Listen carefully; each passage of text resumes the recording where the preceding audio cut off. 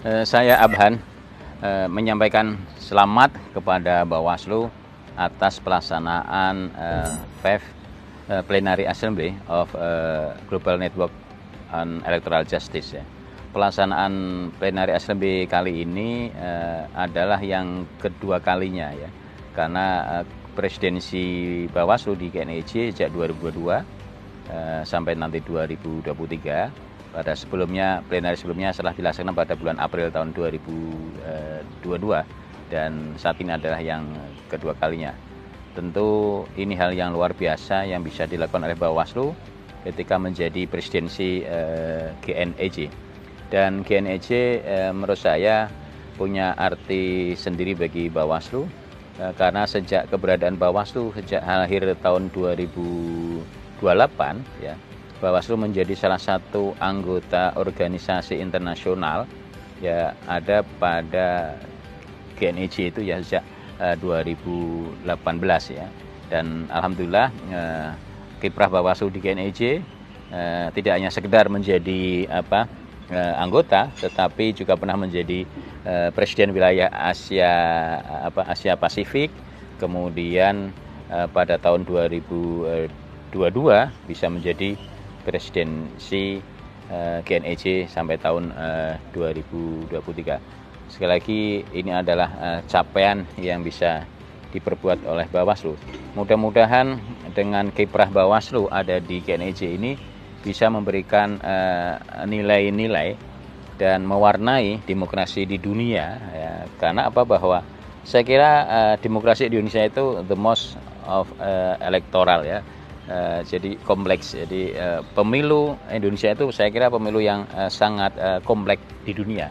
Maka diharapkan dengan perannya Bawaslu sebagai presidensi di GNEJ itu akan bisa mewarnai demokrasi tidak hanya di Asia tetapi di dunia, di Global Network on Electoral Justice ini. Karena bahwa saya kira kelembagaan seperti Bawaslu ini juga hal yang tidak banyak di dunia lain ada lembaga semacam Bawaslu. Bawaslu yang punya kewenangan, tugas dan fungsi sebagai lembaga yang melakukan pencegahan, pengawasan, kemudian penindakan, penyelesaian sengketa proses, sehingga Bawaslu ini juga sebagai lembaga pengawas, tetapi juga sebagai judge ya, atau semacam kuasi peradilan ya, adjudikasi yang diperankan oleh Bawaslu. Jadi peran-peran Bawaslu di pemilu Indonesia bisa menjadi mewarnai di dunia lain dalam rangka tentu konteksnya adalah untuk menegakkan keadilan pemilu.